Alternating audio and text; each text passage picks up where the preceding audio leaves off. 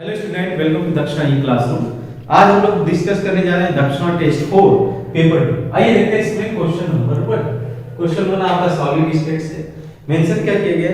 A crystal is made up of particle and B, A form FCC and B occupy all the octahedral core. तो lattice को अगर form किया जाए, ध्यान से देखना, ठीक है,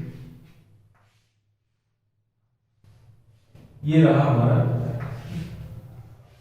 इसमें जो ये एफसीसी टाइप का क्रिस्टल फॉर्म कर रहा है, दैट मींस ये जो है आपका कॉर्नर ऑक्यूपाई करेगा, ठीक, सभी के सभी जो 8 कॉर्नर है इस पे ऑक्यूपाई करेगा। उसके अलावा ये जाएगा फेस पे, बिकॉज फेस सेंटर क्यूबी का फॉर्मेशन कर रहा है।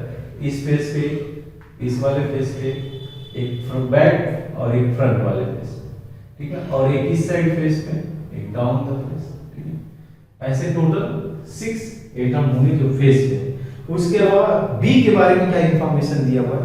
बी जितना है वो ऑक्टाहेड्रल वाइड वो ऑक्यूपाई कर रहा है। तो ऑक्टाहेड्रल वाइड कहां पे होगा? एक तो यहाँ पे सेंटर पे आ जाएगा, बात समझ में आती है, एक ये सेंटर पे आ जाएगा।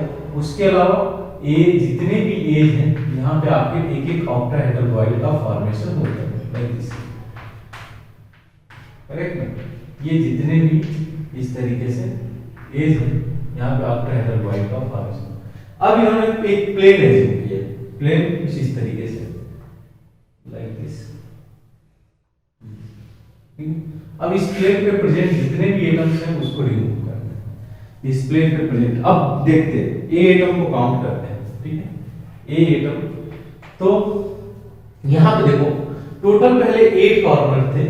आउट ऑफ 8 जो प्लेन हम लोगों ने कंसीडर किया है उसमें 4 एटम ए के लाइज कर रहे हैं। This 4 atom lies on this plane, यानी कि अब हमारे पास टोटल बचता है 4, क्योंकि आप टोटल पहले इनिशियली 8 एटम था जब सभी कॉर्नर को काउंट किया गया, लेकिन इस प्लेन के अलावा जितने एटम है उसको आपने रिमूव कर दिया। तो बचा कितना? 4, जो कि कितने में शेयर किया जाएगा? तो कॉर्नर वाले जितने भी होंगे 8 क्यूब में शेयर किए जाएंगे, दैट मींस 4 × 1/8। नेक्स्ट है आपका, देखिए नेक्स्ट है यहाँ पे जो फेस पे लाइज कर रहे हैं, ये तो कॉर्नर हो गया, फेस पे कितने लाइज करेंगे? तो फेस वाले से कितना टोटल फेस था आपका 6। अब जब आप इसको कंसीडर करो तो जो फेस जो जहां पे ये रिमूव हो जाएगा, ये आपके 2 फेसेस से एटम हट जाएंगे, ठीक है। तो 2 फेस से अगर हट गया तो बचे 6 फेस, और 6 फेस पे सॉरी 4 फेस रहेंगे। आउट ऑफ 6 4 हम लोग 2 हम लोगों ने निकाल दिया, बच गए 4, और ये 2 क्यूब के बीच में शेयर किया जाएगा। तो ये कितना आ जाएगा? अगर देखो तो ये वैल्यू आ जाएगी 2.5, ठीक है। बी की बात करते हैं। बी ऑक्यूपाई किया था जितने भी आपके ऑक्टाहेड्रल वाइड थे उसको ऑक्यूपाई किया था। तो बी के केस में क्या होगा? आप देखो कहां से रिमूव किया गया, एक सेंटर से रिमूव हुआ है, उसके अलावा नहीं, उसके अलावा जितना भी है इसमें आपके जो कॉर्नर सॉरी एज पे वो ऐसे ही प्रेजेंट है। तो एज वाले कितने होंगे आपके? एज वाले अगर आप काउंट करो तो 1 2 3 4 5 6 7 8 9 10 11 12। अब ये 12 जो एटम है, ठीक है, 12 एटम शेयर किए जाएंगे कितने क्यूब में? तो 4 क्यूब। तो 12 × 1/4, ठीक है। 12 सर यहां पे देखो आप 12 इनिशियली था, अभी अगर हम लोग ये 2 हट जाएंगे, सॉरी ये जो प्लेन पे लाइज कर रहे हैं ये 2 हटा देंगे तो बचेगा इसमें 10। तो 10 × 1/4, और जो सेंटर वाला आपका ऑक्टाहेड्रल वाइड है वो भी उस प्लेन पे लाइज करेगा, तो ये हो जाएगा आपका 2.5। यानी कि ए बी का फॉर्मूला क्या होगा? सिंपली ए, ये चीज होता है, करेक्ट, ए बी, क्योंकि जो है ए 2.5 एटम है और बी इफेक्टिव 2.5 एटम है। तो इसका जो फॉर्मूला आ जाएगा इस क्रिस्टल का, that will be A B. Clear है बात? नेक्स्ट देखते हैं क्वेश्चन नंबर 2। क्वेश्चन क्या बोला गया? Crystal is made up of X Y Z, X form FCC, अगर एक्स एफसीसी फॉर्म कर रहा है, ठीक है, और Y form all the octahedral void, y occupy all the octahedral void, z occupy all the tetrahedral void, ठीक है। if all particle along one body diagonal is removed, ठीक है, सिमिलर कहानी x जो है, ध्यान देखना, x जो है ऑक्यूपाई कर रहा है x फॉर्म एफसीसी पे, तो जितना भी आपके इसमें एफसीसी की बात करें उसमें क्या हो जाएगा? एक एटम कॉर्नर 1 2 3 4 5 6 7 8 एक कॉर्नर पे। उसके अलावा क्योंकि ये एफसीसी है तो एक एटम इस स्पेस पे लाइज करेगा, उसके अलावा इस स्पेस पे और इस स्पेस पे। और जो भी इसमें टेट्राहेड्रल वॉइड जो फॉर्म किया हुआ है, ये टेट्राहेड्रल वॉइड को ऑक्युपाई कर रहा है आपका y जितना भी है ये ऑक्युपाई कर ले रहा है tetrahedral sorry octahedral void y यहाँ पे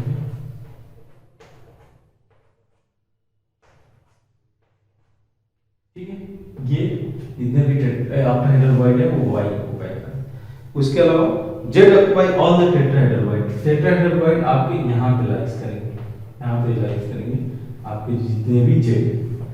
अब ध्यान देना क्या दिया हुआ है, बोला गया कि एक डायगोनल के अराउंड आप सभी एटम को रिमूव कर रहे हो।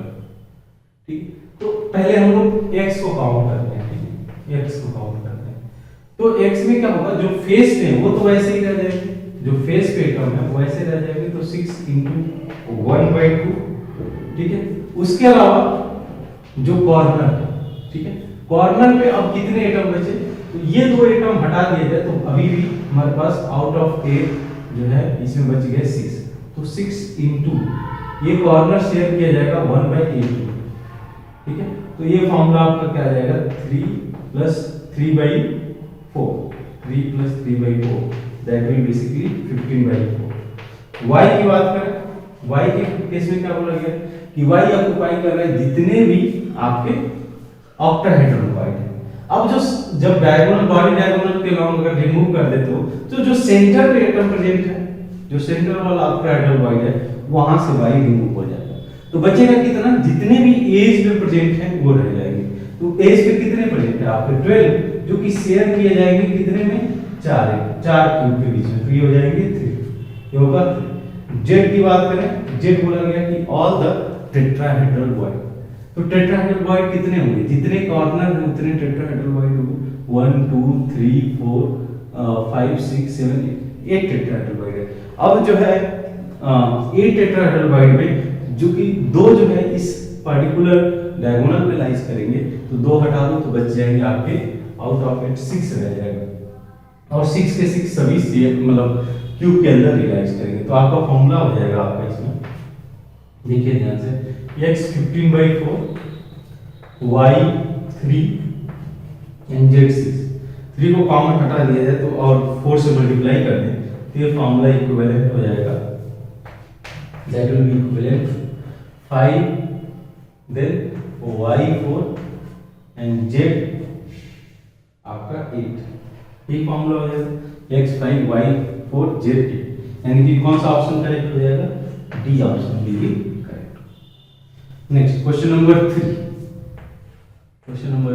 क्या दे रखा है, in FCC unit all number are shown, the atom are not touching each other. ठीक है, कुछ एटम इन्होंने मेंशन किए हैं, बोला है कि इसमें से कौन एक दूसरे को टच नहीं करेगा।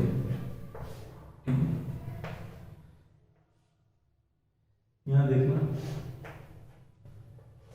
कौन कौन सा दे रखा है, यहाँ पे फेस पे दिया है, इसको 3 नंबर दिया हुआ है, इस पेज पे दिया हुआ है 4 नंबर दिया हुआ है, यहाँ पे दिया हुआ है 1 और यहाँ पे दे रखा है 2, तो 1/1 ऑप्शन कंसीडर करते हैं। 3 and 4 नहीं, 3 and 4 की बात करें तो ये फेस पे एक दूसरे को तो टच करेंगे, फेस वाले एक दूसरे को टच करेंगे, तो 3 and 4 तो टच करेंगे। 1 and 3 ये भी टच करेंगे, यहाँ पे जो प्रेजेंट है 1 सॉरी ये 1 हो गया और 3 के साथ में टच हो गए।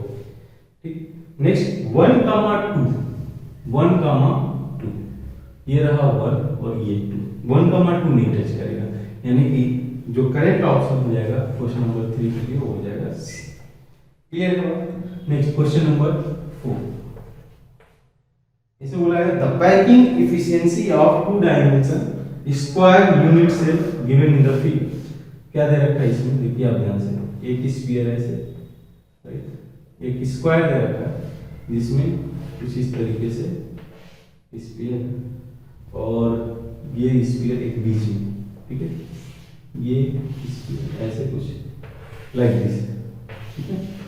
अब यहाँ पे ध्यान में रखना क्या हो जाएगा ये, अगर इसको कंसीडर किया जाए तो ये हो जाएगा आपका 4r equal to root 2a, यही होगा 4r इक्वल टू रूट 2। तो r की वैल्यू हो जाएगी कितना, a बाई 2 रूट 2। अब इफिशियंसी हम लोग को पैकिंग इफिशियंसी कैलकुलेट करना है, तो नंबर जो स्पेस ऑक्युपाई कर रहा है वो कितना हो जाएगा, जो है कितने स्फीयर है 1 2, इस अगर काउंट किया जाए 2 स्फीयर होगा, तो पैकिंग इफिशियंसी हो जाएगी आपकी 2 into pi r square by a square by a square. A square कितना हो जाएगा, स्क्वायर का एरिया हो जाएगा, और 2 पाई आर स्क्वायर जो एरिया ऑक्युपाई किया गया है सर्किल के द्वारा ये हो जाएगा, करेक्ट। तो 2 पाई आर की जगह पे आप 2 पाई ए स्क्वायर बाई 4, ये हो जाएगा आपका 4 इंटू 2 बाई ए स्क्वायर, ये कैंसिल आउट हो जाएगा, और इसको आप 100 से मल्टीप्लाई करो, ठीक है, 2 2 कैंसिल हो जाएगा, तो ये हो जाएगा पाई बाई 4, यानी कि 3.14 डिवाइड बाई 4। अब पैकिंग इफिशियंसी के लिए आप इसको 100 से मल्टीप्लाई कर दो, जो कि आपको आंसर दे देगा 78.54%। ये हो जाएगा आपका जो है packing efficiency for given structure. Question number 5, ठीक है, क्वेश्चन नंबर 5 6 एंड 7 ये पूरा कंप्रीहेंशन बेस्ड है। क्या दे रखा है, reaction A plus B is going to form a product P। अब इन्होंने इसका जो कंसंट्रेशन है इसको मॉनिटर किया है, और जो है जो इनिशियल रेट है इसको मेंशन किया है 300 केल्विन पे एंड 400 केल्विन, ठीक है। तो ये initially 2.5 into 10 the power minus 4 दिया गया है, ये दिया गया 3 into 10 the power minus 5, और ये दिया गया है आपका 5 into 10 the power minus 4, और ये जो रेट है ये आ रहा है 2 into 10 the power minus 3। वैसे ही इस कंसंट्रेशन को डबल किया गया 10 the power minus 4, इसके कंसंट्रेशन को डबल किया गया 6 into 10 the power minus 5, तो रेट है वो भी आपका 4 into 10 the power minus 3, ठीक है। Next 1 into 10 the power minus 3, ये हो गया आपका 6 into 10 the power minus 5, b को कांस्टेंट रखें, और ये रेट हो गया आपका 1.6 into 10 the power minus 2। अब क्वेश्चन को देखते हैं, क्या बोला गया है, पहला the order of reaction with respect to A. तो अगर आप फोकस करो यहां से यहां पे, तो आप देखोगे कंसंट्रेशन B का कांस्टेंट रखा गया है और A के कंसंट्रेशन को डबल किया जा रहा है, तो रेट पे क्या इफेक्ट पड़ रहा है, रेट पे क्या इफेक्ट पड़ रहा है, रेट 4 टाइम्स हो जा रहा है। दैट मींस जो आपका रेट होगा, right, rate is directly proportional to A square, क्योंकि अगर कंसंट्रेशन को डबल किया गया, A को कंसंट्रेशन के A को डबल किया गया, तो जो रेट है वो 4 टाइम्स होगा। अच्छा, अगर ये 4 टाइम्स हो जाए रिस्पेक्ट टू, अब ये समझा जा सकता है कि यहां से यहां आने पे, अब इसको फोकस करो, कंसंट्रेशन ऑफ A को डबल किया गया, कंसंट्रेशन ऑफ B को डबल किया गया, और ये कितना टाइम्स हो गया, ये आपका 8 टाइम्स हो गया। That means rate is directly proportional to concentration of B, मतलब फर्स्ट ऑर्डर होगा विद रिस्पेक्ट टू B। तो आपका जो रेट लॉ हो जाएगा, ये हो जाएगा R equal to K A square into B, correct. Second order with respect to A and first order with respect to B। तो जो रेट लॉ होगा, ये आपका रिएक्शन जो है देखा जाए तो first order with respect to B, second order with respect to B। Next बोला है the value of rate constant at 300 kelvin, निकाला जा सकता है। आप कंसंट्रेशन को रख दो, रेट को रख दो आप 5 into 10 the power minus 4, ठीक है, that is equal to K into A square 2.5 into 10 the power minus 4 का स्क्वायर, और B हो जाएगा आपका, B आपका हो जाएगा 3 into 10 the power minus 5। अगर यहां से K निकाला जाए तो K आपका हो जाएगा 2.667 into 10 the power 8। आप पावर वाली वैल्यू निकाल सकते हो, ठीक है। ये हो जाएगा माइनस से -5 13 हो गया, उधर ले जाओगे तो ये आपका हो जाएगा 10 the power 9।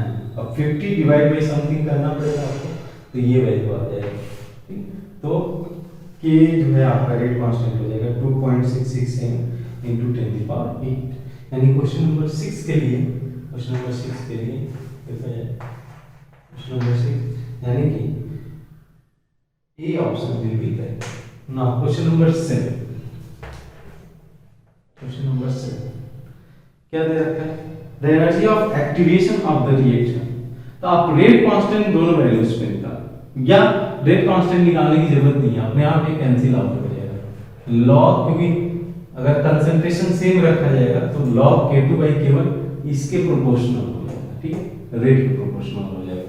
तो log K2/K1 that is equal to EA/2.303 R 1/T1 minus 1/T2, correct, 1/T1 minus 1/T2। अब log K2/K1 का रेशियो क्या होगा, log K2/K1 का रेशियो क्या होगा, that will be inversely proportional to concentration. ठीक है, इनवर्सली जब हम लोगों ने कांस्टेंट रखा हुआ है तो ये रेट के प्रोपोर्शनल होगा। तो log K2 हो जाएगा आपका 2.2 into 10⁻³ divide by how much, 5 into 10⁻⁴। ठीक है, that is equal to EA 2.303 into R, that is equal to 8.314 1/300 minus 1/4, correct, 1/300 minus 1/4।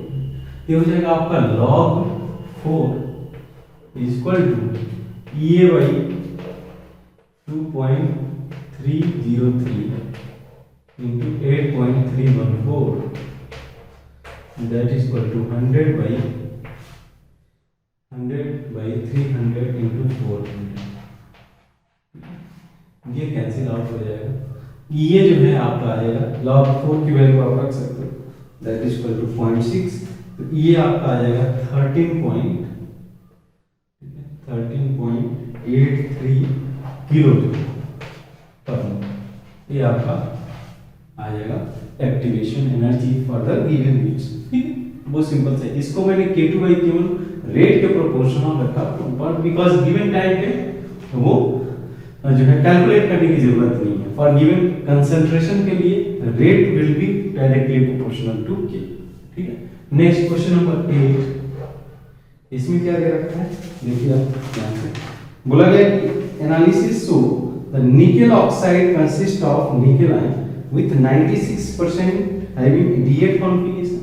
तो D8 means आपका निकेल प्लस 2 ऑक्सीडेशन स्टेट में, और दूसरा D7 कॉन्फ़िगरेशन 4%, ये 96% है, और दूसरा है आपका D7 configuration that is basically nickel 3+, और ये आपका हो जाएगा 4%। This is going to be our 4%। Now अगर इसको हम लोग कैलकुलेट करें कि चार्ज ऑक्साइड पे चार्ज कितना आएगा, जैसे आप कंसीडर करो, क्योंकि ऑक्साइड पे तो -2 होगा, तो उसको हम लोग ऑक्साइड एटम कंसीडर करते हैं सच दैट ये चार्ज बैलेंस है। तो nickel 0.96 into 2 plus 0.4 into 3, that is equal to, अगर कैलकुलेट किया जाए कि कितने ऑक्साइड एटम होंगे, तो -2x या 2x हम सिंपली लिख सकते हैं। अब इसको अगर आप सिंप्लीफाई करते हो तो x इक्वल टू आ जाएगा 1.02। This must oxide atom required, ये हम लोग ऑक्साइड एटम के लिए कैलकुलेट करेंगे कितने ऑक्साइड एटम जो है रिक्वायर्ड होंगे। तो फॉर्मूला बन के आ जाएगा आपका निकेल वो 1.02, और इसी को हम लोग और फॉर्म में रिप्रेजेंट करना चाहें तो ये आप जो है डिवाइड कर दो 1.02 से, तो ये हो जाएगा 0.98 इंटू, ठीक है, तो ये फॉर्मूला हो जाएगा। दैट मींस कौन सा ऑप्शन करेक्ट हो जाएगा, और question number 8 D option will be correct. ठीक, D option will be correct, ये इसका फॉर्मूला हो जाएगा। क्वेश्चन नंबर 9 देखें। इन क्वेश्चन नंबर 9 क्या बोला है, the rate for the reaction जिसमें Rx को आप OH माइनस से रिप्लेस करो। ठीक है, और ये फॉर्म कर रहा है RH प्लस एक्स माइनस। अब आप जो रेट है, रेट को रिप्रेजेंट करो, rate is equal to 5 into 10⁻⁻5 into RX into OH minus, ठीक है, इसमें प्लस 0.2 इंटू 10⁻⁻5, ठीक है, ये। तो ये आपका अगर देखा जाए तो ये पार्ट, बिकॉज यहाँ पे कंसंट्रेशन ऑफ जो रेट है, कंसंट्रेशन ऑफ RX से भी डिपेंड करे कंसंट्रेशन ऑफ OH माइनस में, तो this part is basically SN2 reaction, और इसकी बात करें तो दिस इज बेसिकली SN1। अब इसमें आपसे पूछा गया है कि what percentage of RX reaction proceed bye SN2 means when OH minus is 10⁻²। कैसे निकाला जाए? तो जो percentage of RX proceed via SN2, ठीक है, इसको थोड़ा सा कर लेते। इसमें क्या हो जाएगा, कंसंट्रेशन OH माइनस का आप रख लो, और RX का तो ऐसे ही कैंसिल आउट हो जाएगा, तो 5 into 10⁻⁻5 concentration of this is 10⁻², या आपका हो जाएगा 10⁻⁷ डिवाइड बाय 5 इंटू 10⁻⁷, और इसको मैं लिख सकता हूँ 20 इंटू 10⁻⁷। RX कैंसिल हो जाएगा ऊपर नीचे, इंटू आप 100 कर दो इसको। अब देखो आप इसको लिखोगे आप 5 डिवाइड बाय 25 इंटू 100, तो ये हो जाएगा 20%। तो 20% SN2 से जाएगा और रेस्ट 80% SN1 रिएक्शन को फॉलो करेगा। समझ में आया? यहाँ पे RX वाला कैंसिल आउट हो जाएगा, मैंने OH माइनस का कंसंट्रेशन सिंपली पुट कर दिया। तो कौन सा ऑप्शन करेक्ट हो जाएगा? D option will be correct for question number 9. Now in question number 10 they have mentioned identify the false statement. A catalyst is chemically unchanged at the end of the reaction.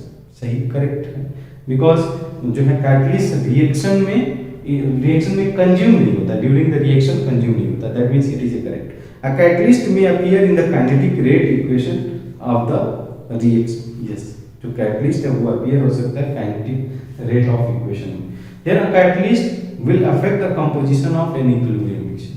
नहीं, equilibrium mixture में कोई भी जहां पे delta G 0 होगा उसी point पे 0 होगा, इक्विलिब्रियम मिक्सचर में कोई इफेक्ट नहीं डालेगा। इन्होंने इनकरेक्ट पूछा है तो सी ऑप्शन इनकरेक्ट हो जाएगा, बिकॉज़ इन्होंने इसमें लिखा हुआ है a catalyst will affect the composition of equilibrium, that means that is incorrect. B option, a catalyst can not cause a non spontaneous reaction, can not cause a non spontaneous reaction to proceed, that is also incorrect, correct. ठीक है,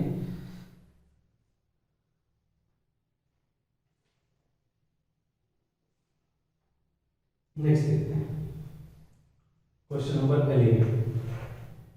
इसमें क्या दे रखा है? silver has a density of 10.5 gram per centimeter cube. The number of silver atom on the surface of 10⁻⁻12 meter square can be expressed notation। ठीक है, तो जो सिल्वर है Ag ये FCC साइड क्रिस्टल फॉर्म करता है, दैट मींस जो effective number of atom होगा जेड की वैल्यू की कितना हो जाएगा? फेस सेंटर से 3 और कॉर्नर से 1 4 हो जाएगा। तब देखो आप डेंसिटी क्या लिखते हो? Density is equal to weight क्या हो जाएगा? मॉलिक्यूलर वेट इनटू जेड, और इसको आप n से डिवाइड कर दोगे तो मॉलिक्यूलर वेट ऑफ एटम्स आ जाएंगे जो इसमें प्रेजेंट है, divide by volume will be AQ। अब इसमें आप वैल्यू रखो, A की वैल्यू चाहिए, A का वैल्यू चाहिए, तो AQ is equal to mz divide by nd। ठीक है, अब A के लिए कैलकुलेशन किया जाए यहाँ पे, AQ is equal to that is equal to 108 molar mass into z हो जाएगा 4 और ये हो जाएगा 6.023 इंटू 10⁻23, करेक्ट, एवोगाड्रो नंबर। और डेंसिटी भी है मेंशन, डेंसिटी इज 10.5 ग्राम पर सेंटीमीटर क्यूब, ठीक है, ग्राम पर सेंटीमीटर क्यूब। अब इसको अगर ए को कैलकुलेट करें तो ये वैल्यू आपका आएगा 1.6 इंटू 10⁹।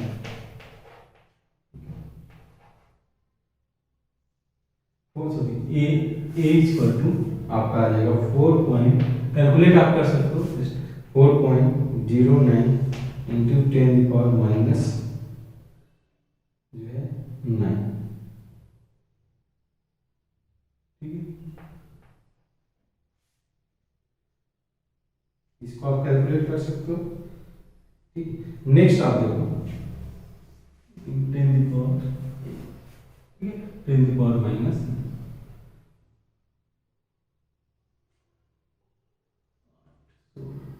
इसको आप कैलकुलेट कर सकते हो, ये चला जाएगा आपका 1 सेकेंड 18, और इसको अगर आप ऊपर ले जाते हो दैट मीन्स 18, ये -16 होगा, I think 16 answer -8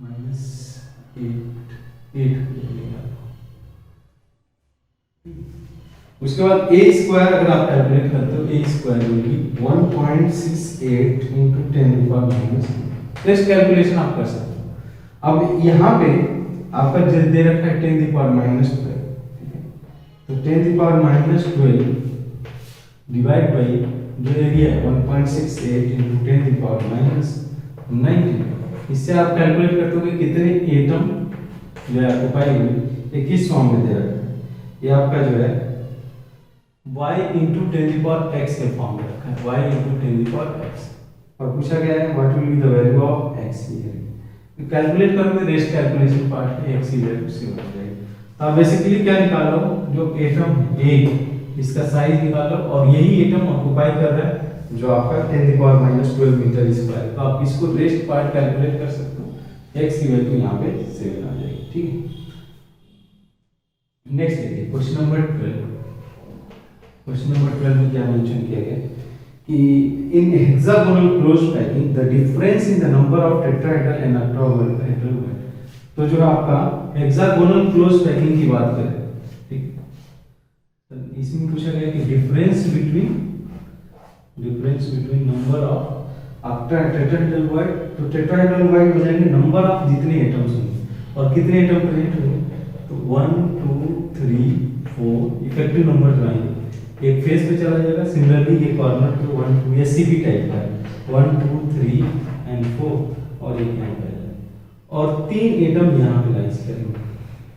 effective number कितना होगा जेड की वैल्यूज के लिए देखो आप, तो ये तो कितने में शेयर किया जाएगा 6 में, तो टोटल 12 हो गया, 12 इंटू 1/6, और 3 यहाँ से आ गए, और 2 आपके शेयर किए जाएंगे आप, ये दोनों 2 इसमें शेयर किया जाएगा, तो ये आपका हो जाएगा 2 + 3 + 1 दैट इज बेसिकली 6, ठीक है। तो 6 हो गया आपका इसमें नंबर ऑफ एटम, और ये जो नंबर ऑफ ऑक्टाहेड्रल वाइड होगा, number of octahedral void that is equal to 6, और नंबर ऑफ टेट्राहेड्रल वाइड ये हो जाएगा, टेट्राहेड्रल वाइड ये हो जाएगा आपका, तो डिफरेंस कितना हो जाएगा 12 - 6 दैट विल बी बेसिकली 6, तो 6 will be correct answer for question number 12। Next देखते हैं क्वेश्चन नंबर 13। इसमें पूछा गया है कि how many of the following are the covalent network solid.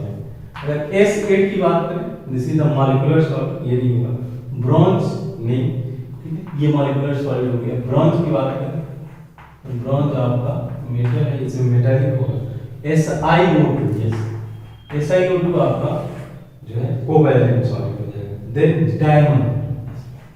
Diamond भी आपका कोवैलेंट सॉलिड हो जाएगा। Zinc sulphate will be ionic solid, ये आपका नहीं, जिंक सल्फेट आपका आयनिक सॉलिड है, ये नहीं। Next is our silicon is our covalent. Then aluminium nitrate, this is also covalent solid, direct NCERT से दिया हुआ है। Silicon carbide, this is also covalent. CO2, this is molecular solid.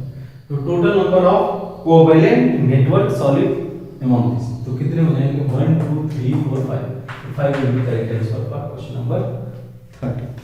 Next question number 40 क्या mention किया गया कि coordination number of cation and anion in fluoride, ठीक है,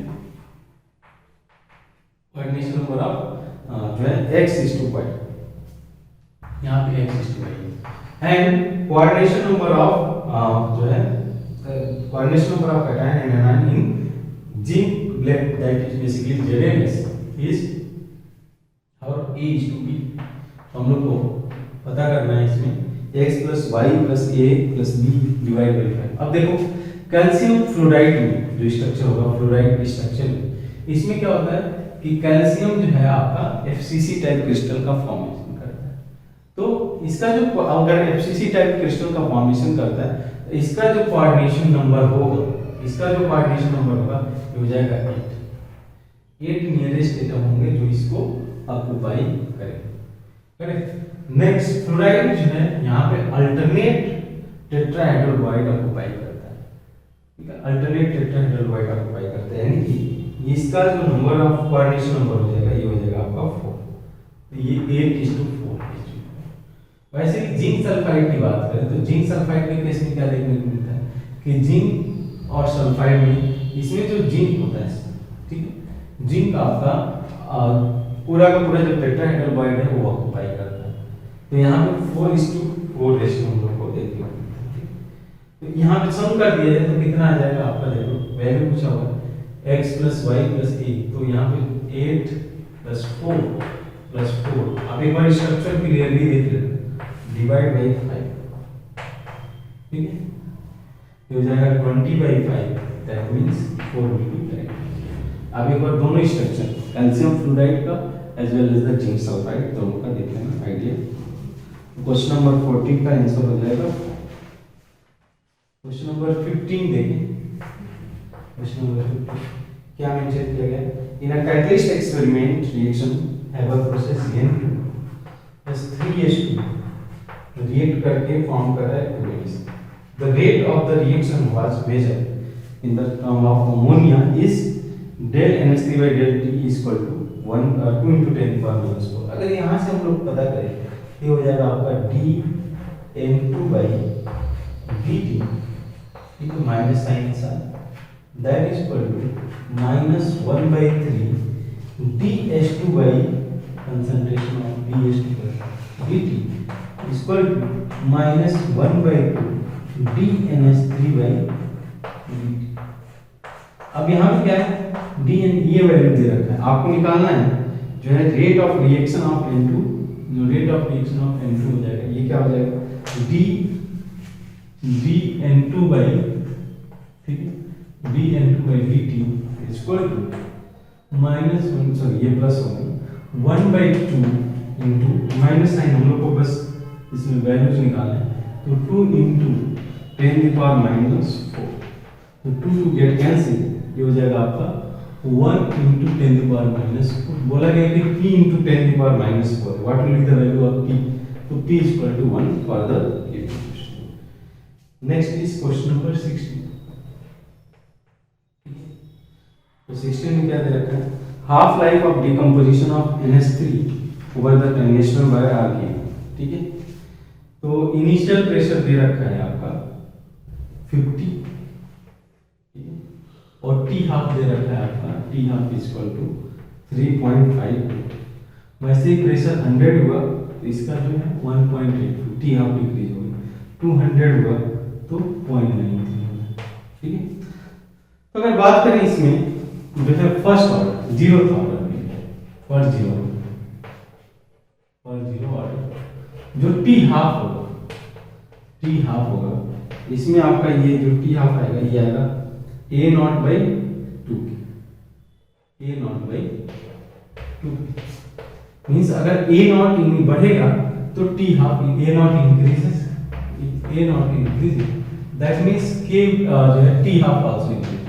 बट यहाँ पे क्या विजुअलाइज हो रहा है, as A0 increases T half decrease, ये हम लोग करेंगे। नेक्स्ट वैसे ही फॉर फर्स्ट ऑर्डर की बात करें, फॉर फर्स्ट ऑर्डर रिएक्शन अगर लेता है तो फर्स्ट ऑर्डर के लिए टी हाफ लिखा जाएगा 0.693 बाई के, ठीक है। अब यहाँ पे तो इंडिपेंडेंट ऑफ के होगा, तो टी हाफ क्या हो जाएगा, T half will be constant with concentration, that is not going to vary. For second order, ठीक है, सेकेंड ऑर्डर के लिए आप इस सबको डिराइव करना, सेकेंड ऑर्डर के लिए जो टी हाफ होगा that T half is equal आपका आ जाएगा 1 बाई के इंटू ए नॉट, के into A, that means if A not increases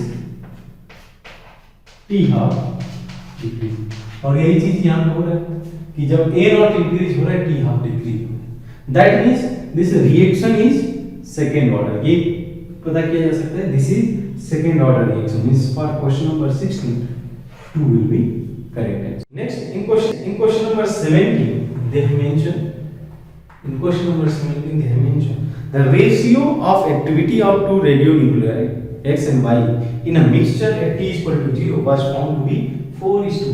तो जो एक्टिविटी होती है ये रिप्रेजेंट किया जाता है लैम्डा इनटू n, ठीक है।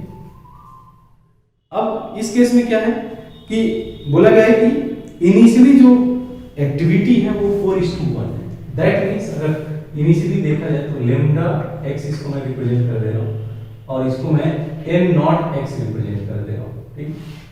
और दूसरा हो जाएगा lambda y into n y not, इसकी जो वैल्यू दे रखी है ये दे रखी है 4:4 वैल्यू, ठीक है। मतलब ये t इक्वल टू 0 पे ये कंडीशन। अब क्या मेंशन किया गया कि after 2 hours the ratio of activity is 1:1:1, तो x को जो है if t half for x is 20 minutes then t half of y is p by 10, then the value of p, ठीक है, then the value of p, ठीक है। तो देखते हैं इसमें, तो यहाँ पे जैसे आ गया जो हाफ लाइफ दिया है T half of x is 20 minute, ठीक, 20। तो 2 आवर्स के बाद इसकी जो अगर हम लोग n नॉट से स्टार्ट करें, n not of x initially था 20 मिनट के बाद ये n नॉट x by 2 हो जाएगा, अनदर 20 मिनट के बाद ये n नॉट x by 4 हो जाएगा, वैसे ही अनदर 20 मिनट के बाद ये n नॉट x by 8 हो जाएगा, ठीक है। तो अब 2 आवर्स के बाद बेसिकली कैलकुलेट करना चाहिए, 20 मिनट अगर लिया जाए n नॉट x by 60 और सिमिलरली तो 20 + 20 ये 20 और अनदर 20, ठीक है, n नॉट x by 32 और similarly n not x by 62। ये कंसंट्रेशन होगा कब, आफ्टर 2 आवर्स x के बाद। तो उस समय एक्टिविटी क्या होगी, उस समय एक्टिविटी हो जाएगी lambda x n not x by 64 में रख देते हैं और ये हो जाएगा not n not x by 64 हो जाएगा इनटू लैम्डा y, ठीक है, लैम्डा y यहाँ पे आपका आ जाएगा n y, ये चीज होगा। अब यहाँ से इसको हम लोग n नॉट y के टर्म में रख सकते हैं, n नॉट y के टर्म में रखा जाए तो ये जो एक्सप्रेशन होगा lambda x n not x by lambda y को हम लोग 4 रख सकते हैं, ये हो जाएगा आपका 4 into n not y, 4 into n not y divide by 64 is n not y n y is equal to how much, that is 1:1। तो अगर हम लोग n not y divide by n y ये हो जाएगा 64/4 और ये दे देगा आपका 1 से, यानी जो 2 आवर्स है 2 आवर्स में जो कंसंट्रेशन हुआ ये इसका कम हो गया 64, n बचा ये n नॉट बाय 60। तो हाफ लाइफ क्या होगा इसका, हाफ लाइफ क्या होगा, जैसे यहाँ पे देखो ऐसे कंसीडर कर सकते हो 2 आवर्स टोटल रिएक्शन लिया हुआ है, तो ये 2 इसको मैं क्या लिख सकता हूँ n नॉट y by 2 अगर एन नॉट से स्टार्ट किया जाए, when एन नॉट से स्टार्ट करें तो हम लोग टी हाफ के बाद एन नॉट बाई 2 पे बचेंगे। वैसे ही अनदर टी हाफ के बाद ये आपका हो जाएगा N naught by 4, N naught by 4। वैसे अनदर टी हाफ के बाद N naught by, another T half के बाद ये हो जाएगा आपका एन नॉट वाई बाई 8, और अनदर टी हाफ के बाद ये हो जाएगा आपका एन नॉट वाई बाई 60, ये बचेगा। और कितने टी हाफ इसमें इन्वॉल्व है? 1 2 3 4। तो 4 T half is equal to how much time it is taking? That is equal to 120, यानी कि टी हाफ हो जाएगा आपका 30 मिनट। तो 30 मिनट आपको बोला गया है कि पी का वैल्यू निकालना है। पी की वैल्यू दे रखा है 30, पी हो गया 30, और पी बाई 10 क्या होता है? That is equal to 3। तो 3 will be correct answer for question number 7। Now question number 18 in question number 18 they have mentioned decomposition of 3a, इसको मैं लिख सकता हूँ a that is equal to 2b by 3 2b और plus आपका 2 by 3c। इसको सुनिए, follow first order analysis। Initially only a is present, pressure develop after 20 minutes। तो t is equal to 0 पे मैं मान लेता हूँ इसका प्रेशर p नॉट, ठीक है। आफ्टर सम टाइम, ठीक है, 20 मिनट, एक 20 मिनट क्या हो जाएगा? तो P naught minus x equal to 2x by 3, that is equal to 2x by 3, ये चीज हो जाएगा।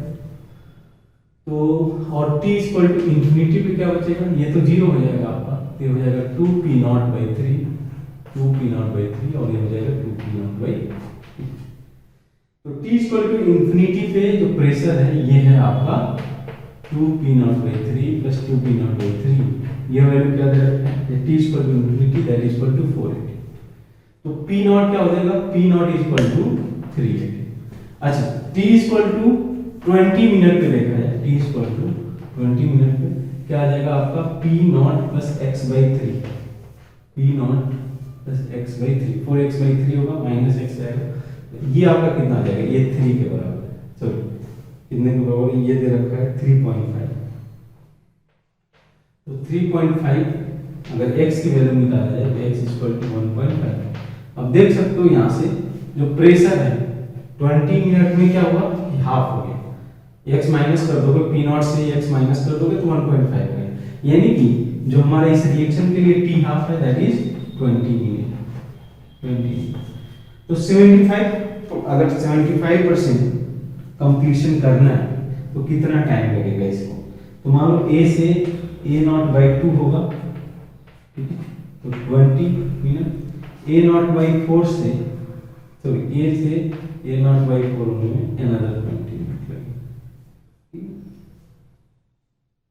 अनदर 20 मिनट लगेगा। अब देखो आप टोटल कितना हो जाएगा, बिकॉज 75% कंप्लीशन होने में a बाई 4 बचेगा। तो total time t equal to 20 plus 20 40 minute. इसको अगर आप 8 से डिवाइड कर दो, सॉरी 5 से, t by 5 that is equal to 40 by 5, ये आंसर आपको दे देगा 8 will be correct answer for question number 8।